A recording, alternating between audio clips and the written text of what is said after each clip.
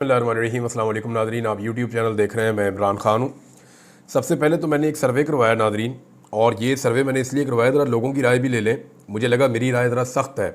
जो पाकिस्तान में इस्लामी नज़रियाती कौंसल ने जो एक फ़तवा सा जारी किया है कि जनाब जो VPN है वो गैर शरई है या हराम चीज़ है, और इसके बारे में वैसे मौलाना तारिक जमील साहब ने एक स्टेटमेंट दिया। उन्होंने कहा जी हराम नहीं है ये, और इस तरह तो फिर और बहुत सारी चीज़ें आप हराम कर देंगे, आप तो ये रास्ता खोल देंगे। वैसे कुरान पाक में अल्लाह ताला ने हराम और हलाल का फ़र्क बड़े अच्छे तरीके से समझा दिया है, और हमारी शरीयत इतनी मुश्किल है नहीं जितनी हमारे मौलवियों ने बना दी है। तो इस दफ़ा पाकिस्तानी बड़े क्लियर है।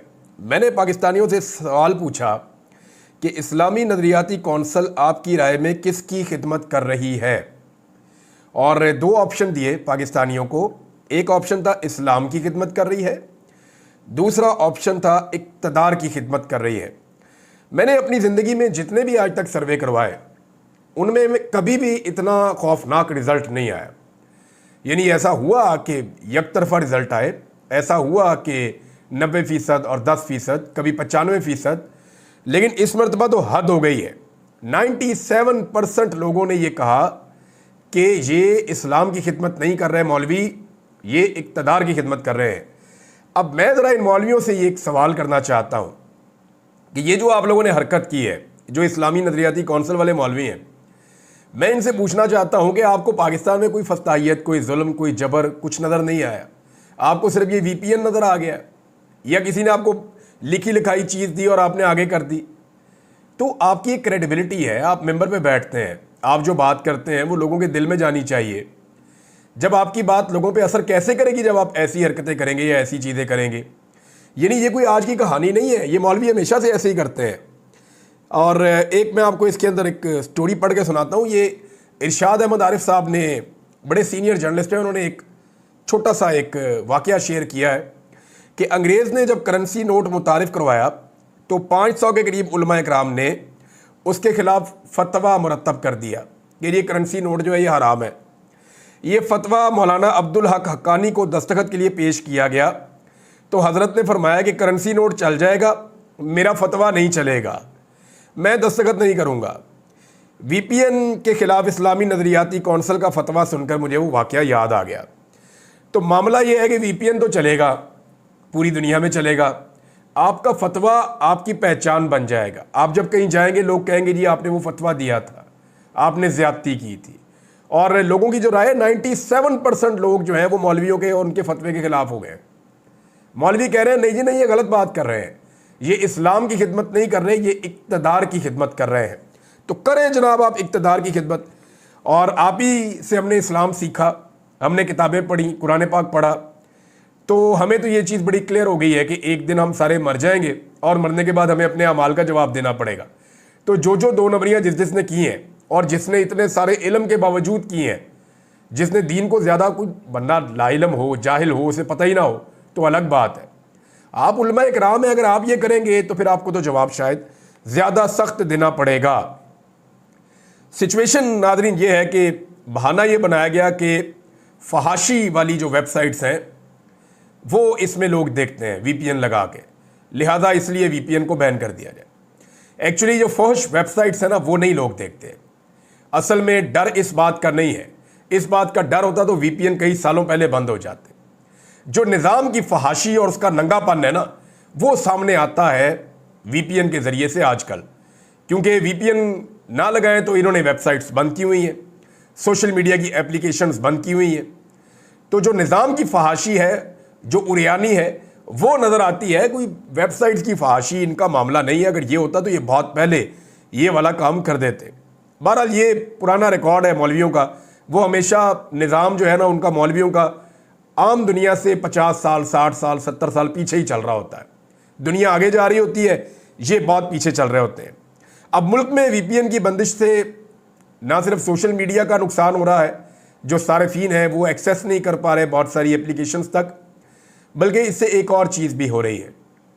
इससे जो आपके फ्रीलांसर्स हैं जो काम करते हैं उनको बड़ी दिक्कत आ रही है, और सोशल मीडिया को बंद करके, इंटरनेट को स्लो करके, VPNs को बंद करके पाकिस्तान ने लगातार अरबों रुपए का नुकसान किया है, और ये नुकसान पाकिस्तान करता चला जा रहा है। हुकूमत को इस बात की कोई फिक्र नहीं है। अब नौजवानों ने इसका हल तलाश करना शुरू कर दिया है। कुछ नौजवानों ने कुछ हल जो है वो पेश भी कर दिए हैं, यानी लगातार लोग इसका हल ढूंढ रहे हैं कि अगर वीपीएन ब्लॉक हो गए हैं तो उनको वापस खोलना कैसे है। अरसलान बलोच साहब हैं, ये सोशल मीडिया पे बड़े एक्टिव हैं। इन्होंने लिखा जी कि जिनके वीपीएन नहीं चल रहे वो वीपीएन की सेटिंग्स में जाएं और वहां जाकर प्रोटोकॉल्स को तब्दील कर दें। हुकूमत वीपीएन मुकम्मल बंद नहीं कर सकती, सिर्फ प्रोटोकॉल्स बैन करती है। इस वक्त यूडीपी प्रोटोकॉल को मुकम्मल काम कर रहा है, जो यूडीपी प्रोटोकॉल है वो मुकम्मल काम कर रहा है पाकिस्तान में, या आप इसे तब्दील भी कर सकते हैं। जो बेहतर काम कर रहा हो उसे आप सेलेक्ट कर लें, तो आप प्रोटोकॉल जाके तब्दील करें।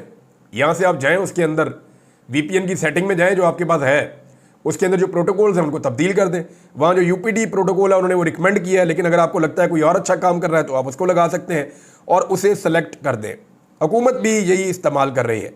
अगर हुकूमत ये चारों प्रोटोकॉल्स बंद कर दे तो वो खुद भी इस्तेमाल नहीं कर सकेंगे। ये साथ उन्होंने जो है ना प्रोटोकॉल्स की जो है वो एक तस्वीर भी, स्क्रीनशॉट भी शेयर किया हुआ है। ये थैंक्स टू अरसलान बलोच, ये मैंने उनसे लेकर ये इन्फॉर्मेशन पढ़ी है। और भी बहुत सारे दोस्तों ने मैसेजेस किए, अब सबके पढ़ूंगा तो पूरा वीलॉग इसी पे हो जाएगा। बहरहाल नौजवानों ने इसका हल तलाश कर लिया, जितने मर्जी अरबों रुपये ये लगा लेते हैं, उसके बाद नौजवान उसका हल ढूंढ लेते हैं। अब मुल्क जो है वो पूरा बंद होने जा रहा है। कैसे? इमरान खान जब भी एहतजाज की कॉल देते हैं ना, इमरान खान साहब को मुल्क बंद नहीं करना पड़ता। इमरान खान जिस शहर में कॉल देते हैं वो सुबह खुद ही बंद हो जाता है। इस्लामाबाद में कॉल देते हैं तो आसपास के सारे इलाके, शहर जितने वहाँ पे इजला हैं वो सारे खुद ही बंद हो जाते हैं। इमरान खान साहब की कॉल देने की देर है, हुकूमत ने सारे शहर खुद ही बंद कर देने, और ये आप होता हुआ देखेंगे।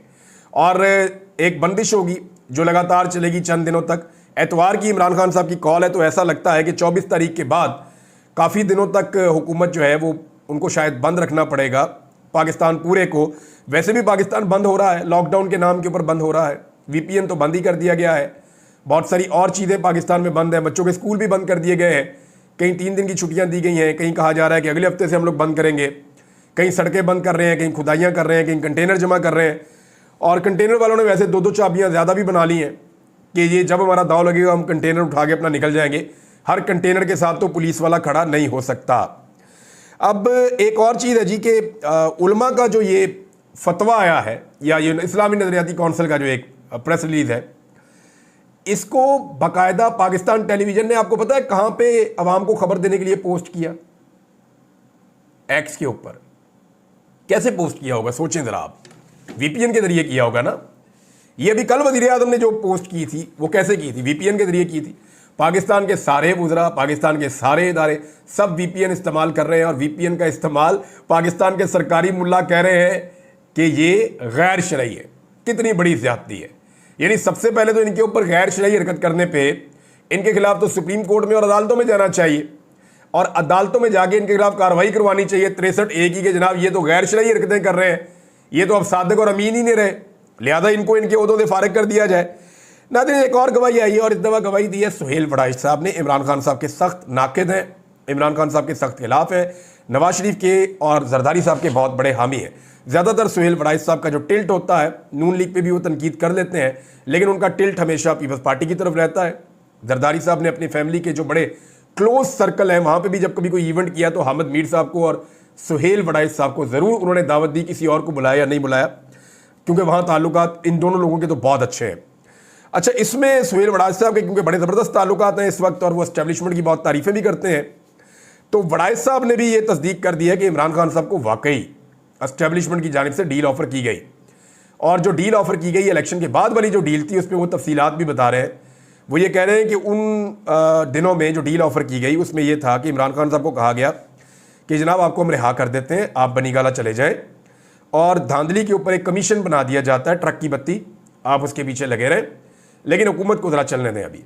तो इमरान खान साहब ने साफ इनकार कर दिया, उन्होंने कहा जी मेरा मैंडेट वापस करो। अब जो मैंडेट वापस करने वाला मामला ना, यही तो एक फंसा हुआ है। इमरान खान साहब के किसी और मामले पे इतना प्रॉब्लम नहीं है, प्रॉब्लम है मैंडेट वापस करने वाले मामले का। ये बड़ी 2 नंबरी करके, फ्रॉड करके ये मैंडेट लिया गया है, और जिस तरह ये मैंडेट चोरी किया गया है इस पर आर्टिकल 6 के मुकदमे बनते हैं उन तमाम जिम्मेदारों के ऊपर जो रिस्पॉन्सिबल हैं ये गंद डालने के लिए, जिन्होंने ये पाकिस्तान में गंद फैलाया है ना, फॉर्म 47 के जाली फॉर्म दे देकर जो हुकूमत उन्होंने तैयार की है, और उस हुकूमत ने जो पाकिस्तान के साथ किया है कि पाकिस्तान के निज़ाम की चूल्हे हिला के रख दी है। आम आदमी का बेड़ा गर्क कर दिया उन्होंने, तो इसके पीछे बड़े बड़े मुकदमे बनते हैं। इनके ऊपर तो आर्टिकल 6 लगना चाहिए। अब वो ये कहते हैं जी निज़ाम को ना छेड़े इमरान खान साहब, मैंडेट की बात ना करें, बाकी कोई बात करनी है तो कर लें। लेकिन इमरान खान साहब जनाब निकल रहे हैं, अपने लोगों को उन्होंने कह दिया जी निकलो, निकल कर एहतजाज करो। नौजवान बहुत बड़ी तादाद में तमाम शहरों में प्रोग्राम कर रहे हैं, बगैर अनाउंस किए प्रोग्राम कर रहे हैं। यानी सियालकोट में प्रोग्राम हुए, पंजाब के मुख्तलिफ शहरों में प्रोग्राम हुए और बड़ी तेज़ी से वर्करों के अंदर कंपेन चल रही है। रावलपिंडी में डोर टू डोर कंपेन चल रही है, बाज़ारों में लोग घूम रहे हैं, हर जगह पे जाके लोगों को मोटिवेट किया जा रहा है। पाकिस्तान तहरीक इंसाफ डिफरेंट तरीके से इस दफ़ा अपनी कंपेन बना रही है। तहरीक इंसाफ वो मीडिया नहीं खेल रही, वरना ये मीडिया तो ये भी कहता था कि 8 फरवरी 2024 को पाकिस्तान तहरीक इंसाफ को 10-20 सीटें मिलेंगी। लेकिन पाकिस्तान तहरीक इंसाफ ने इतने वोट लिए कि उनके आधी से ज़्यादा सीटें छीनने के बावजूद आज भी वो पार्लियामेंट की सबसे बड़ी जमात है। तो इस मीडिया पे तहरीक इंसाफ किसी तरह भी भरोसा नहीं कर सकता, ना इनके ऊपर इन्हिसार कर सकता है। लिहाजा तहरीक इंसाफ ने अपने जो सेकंड टियर है वर्कर्स की, उनको इस्तेमाल किया, और जो लोग पब्लिक में पॉपुलर फेसेस हैं उनको इस्तेमाल किया, अपने ओहदेदारों को इस्तेमाल किया, और आम नौजवान निकल के पम्फलेट लेकर जा रहे हैं, लोगों को मिल रहे हैं, मुलाकात कर रहे हैं, उन्हें बता रहे हैं कि क्यों ज़रूरी है 24 तारीख को इमरान खान की कॉल पे बाहर निकलना। छोटे छोटे गली मोहल्लों के अंदर जो है वो कॉर्नर मीटिंग्स हो रही हैं। तो इस दफ़ा पंजाब में स्ट्रेटजी डिफरेंट है, खैबर पख्तूनख्वा के अंदर जो है वो स्ट्रेटजी डिफरेंट है। इस हिकमत अमली के साथ पाकिस्तान तहरीक इंसाफ एक बड़ी मुसीबत खड़ी कर सकती है मौजूदा हुकूमत के लिए। अच्छा, एक चीज़ मैं आपको और बताता हूँ नाज़रीन, ओवरसीज़ पाकिस्तानी अपने घर में सो भी रहे होते हैं ना, तो मियाँ साहब को नींद कोई नहीं आती। इन्होंने मियाँ साहब को ज़हनी मरीज़ बना दिया, बल्कि सारे ख़ानदान को ज़हनी मरीज़ बना दिया। मियाँ साहब का मैंने चेहरा देखा, अस्तगफिरुल्लाह, यानी मैं डर गया था वो तस्वीर देख के। सोशल मीडिया पे किसी ने पोस्ट की हुई थी, यानी उनकी आंखों में जैसा खौफ था, चेहरे के जो तासुरात थे मियाँ साहब के, जैसे उन्होंने वो नीचे वाला मास्क लगाते हैं और जो उनकी सूरत हाल थी, मैं सीरियसली डर गया था देख के। और मैंने तौबा की, मैंने कहा या अल्लाह ये क्या कर दिया तू, ये क्या हो गया इस आदमी के साथ। यानी जो इंसानों को दुख देगा, इंसानों को तकालीफ देगा, जुल्म करेगा, बर्बरियत करेगा, जबर करेगा, फस्तायत करेगा, उसको फिर इस दुनिया में भी देखना पड़ता है। मियाँ साहब ने बहुत जुल्म किया है लोगों के ऊपर, और जो हाल ही में गुज़िश्ता 2-2.5 साल में मियाँ साहब ने और उनके ख़ानदान ने मिलकर जुल्म किया, वो अब उनके चेहरे पे नज़र आना शुरू हो गया है। बात करते हैं तो बात पूरी नहीं कर पाते, शेर पढ़ते हैं तो लोगों को याद कराना पड़ता है कि जनाब यहाँ से ये जुमला 2-2, 3-3 दफ़ा उनको याद करवाना पड़ता है।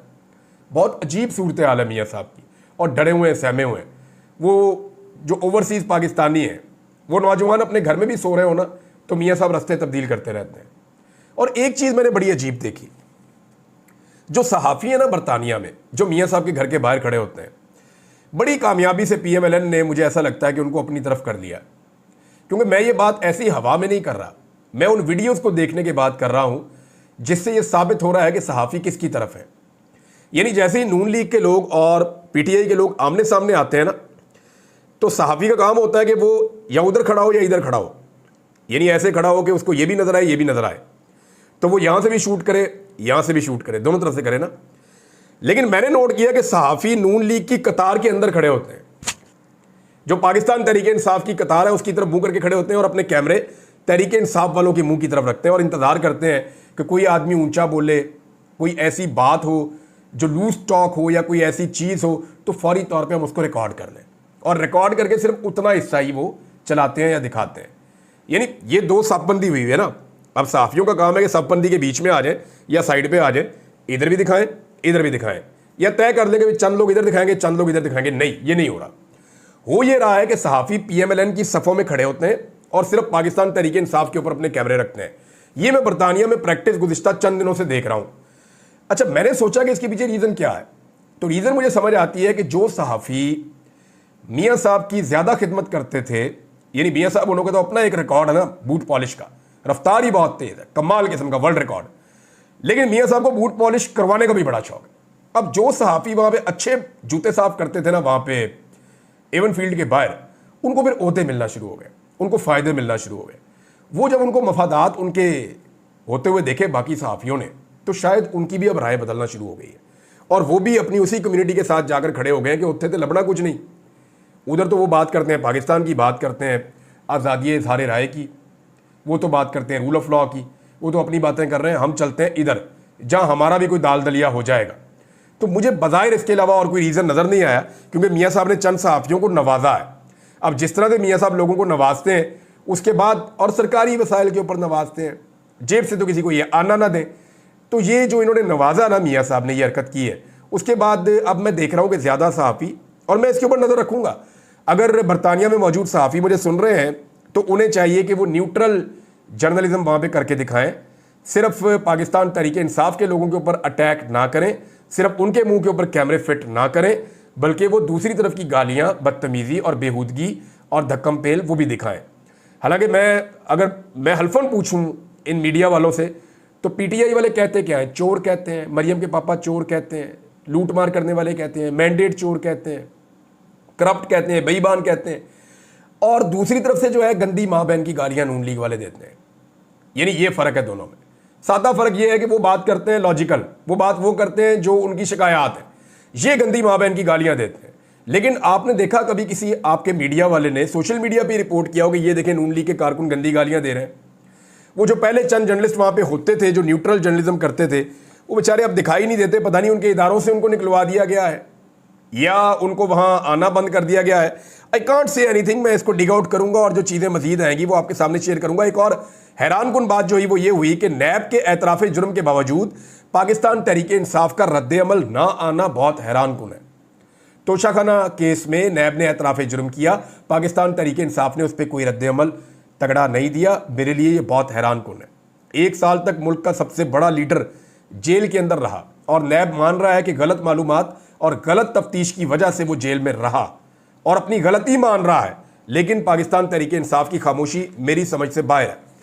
नवाज शरीफ साहब ने जनाब एक स्टेटमेंट और दिया, और नवाज शरीफ साहब ने क्या कहा पहले आप वो सुन लें, फिर आपको मैं बताता हूं कि एक्चुअली मियां साहब ये क्यों कह रहे हैं। मियां साहब ने कहा जी इमरान खान ने बाजवा और फैज़ हमीद के साथ मिलकर मेरे खिलाफ क्या कुछ नहीं किया। नवाज शरीफ साहब आप वजीर आज़म थे जब आपके खिलाफ कार्रवाई हो रही थी, तब जनरल बाजवा को आपने आर्मी चीफ खुद बनाया हुआ था। जनरल फैज़ उस वक्त तो कुछ भी नहीं था। ये तो बात है इमरान खान के वजीर आज़म बनने के बाद जनरल फैज़ जो है वो DGISI लगा था। अब जनरल बाजवा के ऊपर आप इल्ज़ाम आज लगा रहे हैं मियाँ साहब। इसी जनरल बाजवा के लिए ये बाकायदा मेरे पास सबूत मौजूद है, आप निकाल कर देख लें कि किसने ये ट्रेंड चलवाया था कि we stand with General Bajwa. Noon league के पेड अकाउंट, इनके अपने लोग, इनके अपने leaders we stand with General Bajwa का ये ट्रेंड चलाते रहे। नवाज शरीफ साहब अगर जनरल बाजवा ने आपके खिलाफ सब कुछ किया था तो आपने जनरल बाजवा को एक्सटेंशन क्यों दी थी? जनरल बाजवा से डील करके पाकिस्तान से बाहर क्यों भागे थे अपने प्लेटलेट्स गिरा के? फिर जनरल बाजवा से डील करके आपने इमरान खान की हुकूमत भी गिराई। जनरल बाजवा से बड़ा तो आपका मोहसिन कोई नहीं है। अब मैं नुक्ता ये बयान करना चाहता हूं कि नून लीग और मियाँ साहब खास तौर पे मोहसिन कुछ हैं। आज वाले जो आर्मी चीफ है ना, वो भी ये बात जहन में रखें कि जनरल बाजवा से ज़्यादा एहसानात इनके ऊपर किसी ने नहीं किए। आज ये जनरल बाजवा को गालियां दे रहे हैं, उसके ऊपर अटैक कर रहे हैं और ये कह रहे हैं कि जनरल बाजवा रिस्पॉन्सिबल था जो इनके साथ हुआ। कल ये जनाब अली आपको भी कहेंगे और ये आज वाले आर्मी चीफ को कल कह रहे होंगे हमें तो उस आर्मी चीफ ने बसवा दिया था, हम तो कह रहे थे कि बगैर मैंडेट के हमने हुकूमत लेनी नहीं, आर्मी चीफ ने हमें ज़बरदस्ती बसवा दिया मुल्क की बका का नाम लेकर। तो ये कल को सारा मलबा भी इधर ही गिरना है। ये इनका ट्रैक रिकॉर्ड है, कोई नई चीज़ नहीं है। अब तक के लिए इतना ही। अपना ख्याल रखिएगा, अपने इस चैनल का भी। अल्लाह हाफ़िज़।